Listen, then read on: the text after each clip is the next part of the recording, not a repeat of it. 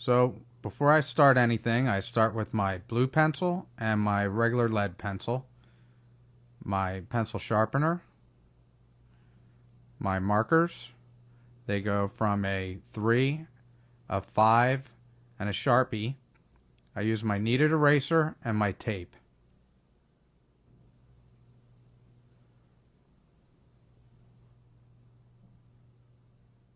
So we've made a tracing of Nikki's arm, and I'm going to take the cellophane here and I'm going to make myself a template. And this will give me a boundary of the area that I want to stay within on my drawing. I don't want to go outside of this. This little oval here with the X is where she wants to put a cat eventually. So I'm going to leave that out. These little marks at the top and the bottom are my center line of the inside part of that arm. So I'm going to take that, get a white piece of paper. I'm going to tape this template on the top of this paper. The white is just going to give me a brighter area to draw on top of. And just grab my masking tape, go around the whole side, making sure that this is all locked in place when I'm working so I don't lose my place or move anything around. And now I'm going to take another clean piece of tracing paper over top of the template. So this way I can draw outside of that line when I make a stencil later. That black template line isn't going to get in the way of my stencil. So first I'm going to draw a center line here, and then I'm going to draw a 45 in the middle to get my immediate center. So with the heart, I want this heart to feel like it's going to be kind of turned, not quite 3/4, but not straight on either. So I start around the one side and work these big loops around the top. And now I'm trying to indicate where the stem of this sacred heart is going to be. I don't want this stem to be too high above the heart. I want to keep it kind of tight.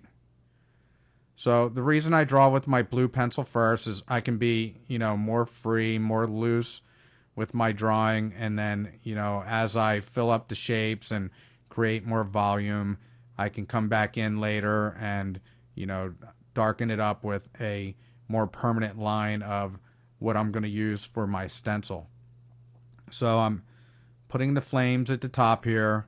I want the flames to kind of cock back a little, like the wind's blowing it a little bit backwards, making it a little bit more dynamic. Even though these flames are going to be fairly simple, it's going to be a fairly simple tattoo. Just building up the volume, thinking of how it's going to look if it's turned. And now I'm going to indicate where there's going to be 2 names on this design. So I'm going to draw the banner. I'm not going to do my lettering right now. I'm going to take this over into Illustrator and Photoshop to do my lettering. I don't really like tracing my letters out by hand. You never get them perfectly straight, perfectly even. And with the computer, it's pretty dead on. You see what you're getting and everything's clear and moving, in the right direction. So when I'm drawing a banner, I kind of think of how it's going to wrap around the object and how these folds are going to work. So I'll just work all this out with my blue, kind of get things going, see how they look before I move forward to more of a permanent line. And I'm indicating the flaps or folds of this banner now, trying to think how they're going to fold underneath each other, which part's going to, be open or viewed on the direction that it's going to be flowing. I got to think this banner is going to wrap around the back of the heart and then come back around and wrap around the front on this bottom area. So what I'm doing over here is she wants 2 birthstones off of this banner that's going to represent her parents' birth dates or their birthstones, because this is more of a memorial piece towards Nikki's parents. So not only the names, but they're getting the birthstones as well. Makes it more personal. And I'm sure her family will be, you know, pleased with all the attention to detail that Nikki put into this. So I'm going to have this second jewel hanging off of this banner. I'm going to put one jewel per name. So I'm going to keep the birthstones with the names.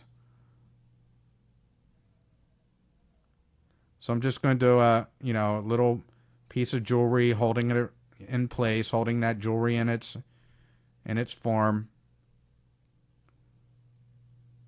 Not trying to go too fancy with this. I want to make this as simple as possible, and you know, I'll make it more dynamic with my coloring. You can make simple things look very brilliant and very bright and more dynamic with, you know, just your color work. You don't have to go crazy in detail on everything. Sometimes simpler is better.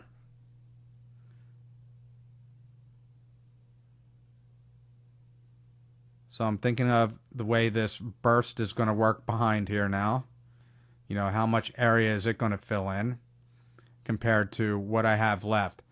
So I'm using an imaginary center line, and I'm working out from that, drawing all these lines so they all to appear to come from one light source or one hot spot.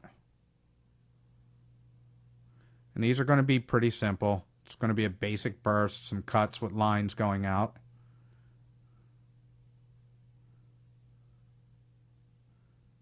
Thinking how it's going to go behind the flame, how it's going to go behind this scroll, and how it's going to go behind the heart.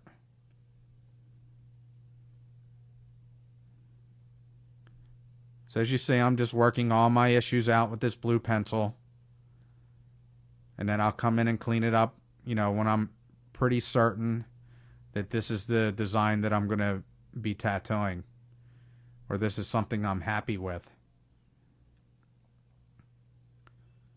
Still working out the bursts and the way the scroll's going to twist and turn, fold over itself, and interact with the objects around it. So I'm pretty happy with this. Now I'm taking my number 5 pen, and I'm just going to go around and trace this whole design out. And this is more the permanent line that, you know, I'm going to use for my stencil.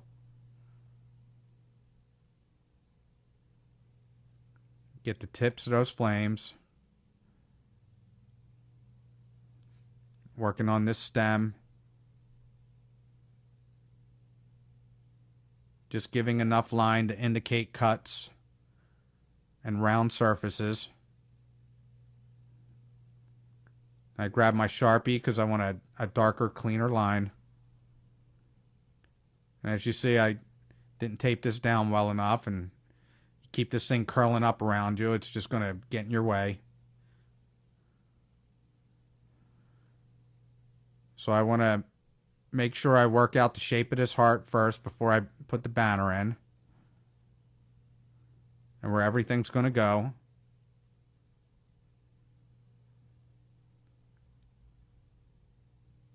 So now we'll get this scroll.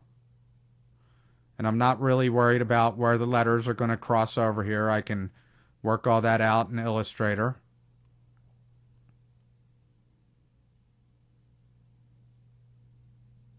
You know, when you're drawing, you constantly turning the paper, making your hand as comfortable as possible when you're drawing. For this chain, I'm just going to use simple circles.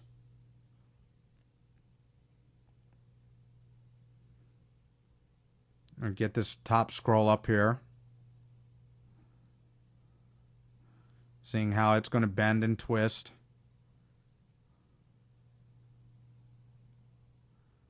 Now we'll get this upper scroll.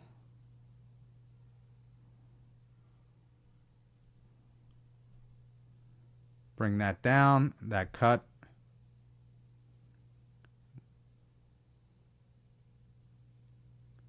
Get this other chain over here, holding this other jewel.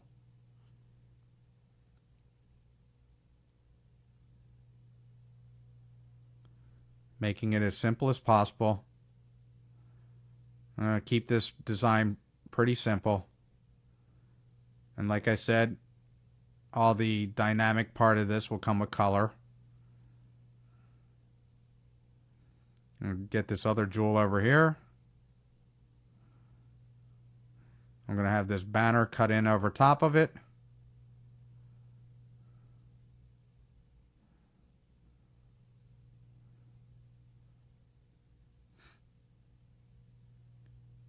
Get these cuts inside here.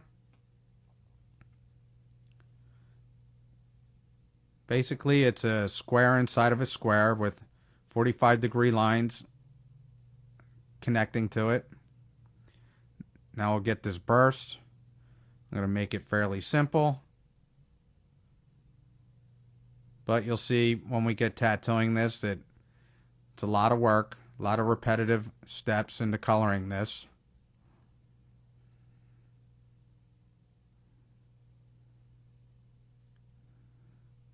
Just go around, making the shape.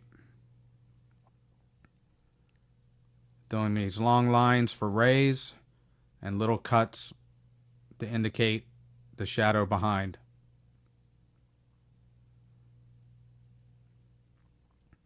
You can get this bottom part.